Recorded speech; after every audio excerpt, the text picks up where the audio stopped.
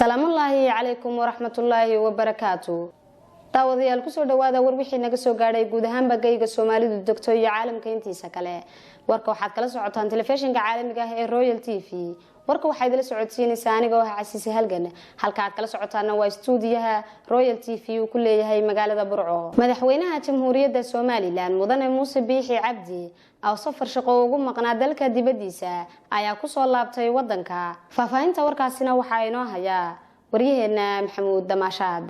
wafti ballaaran oo horkacaayo wasiirka cadaaladda ayaa soo booqday jeelka weyn ee Gabiley.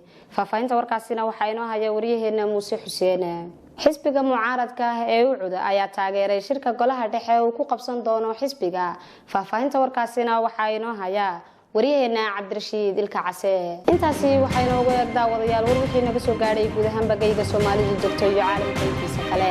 halka aad warka kala socoteen waa telefishinka caalamiga ah ee Royal TV. warka waxay idila socodsiinaysaa aniga oo xasiisi halgan.